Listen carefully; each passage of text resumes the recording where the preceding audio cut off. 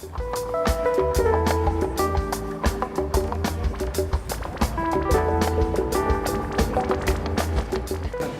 we come to UNHCR offices again to work on our permits, and then we're also going to talk with Delphine Marie, who's going to tell us a little bit about the situation in Chad in general, and then more specifically about the refugees in Eastern Chad.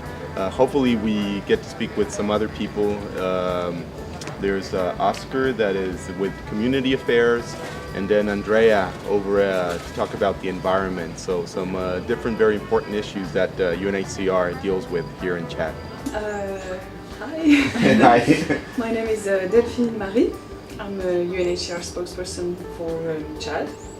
Yeah, when I first started coming in 2005, the feeling I would get from refugees is that they were going to go back home soon. Mm-hmm. They just had that feeling. Yeah. And then that has kind of been lost as I kept on coming. Mm-hmm. What are the challenges when you have a population that is in almost a semi-permanent refugee status?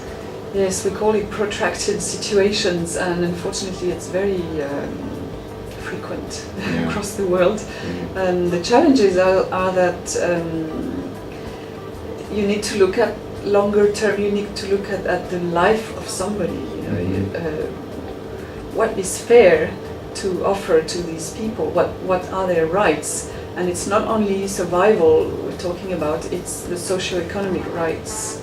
It's access to health, it's access to education, it's access to a future, and to hope, to be able to do something with their lives. It's a fair chance that you want to give to these people also, despite the fact that they've lost everything and that they've fled.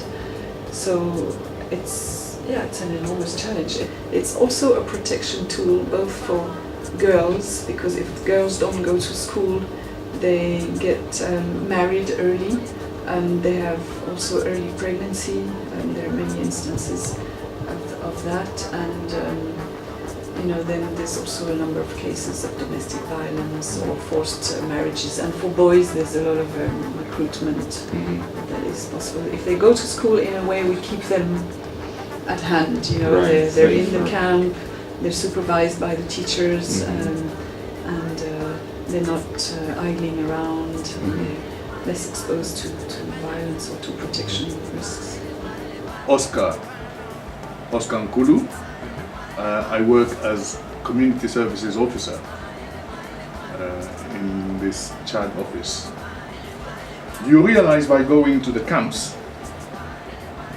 that you can now reach to people who never leave their houses, just because of some sort of handicap. Right. So if you understand that kind of reality, you can sort of target assistance towards how do we make of this person somebody useful to the whole community. What do you do to help this person live a dignified life like anybody else? And then through this kind of thinking, what happened last year, for example, is we were lucky to liaise with some American donors who said, okay, this is a problem, we know how we can contribute. They managed to get a number of ministries in the US. They put together some funds and made tricycles, which were brought here. And now what I wanted to show you, I hope I'll get hold of it now, is the picture of a young boy who had never left the compound where he was born and where he lived for the rest of his life till then, who's now at the marketplace selling things. You see? And there are those who now could join school because thanks to their cycle, they could go to school. And he's part of his community.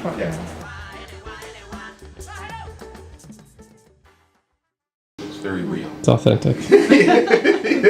Very real, yeah. Oh no.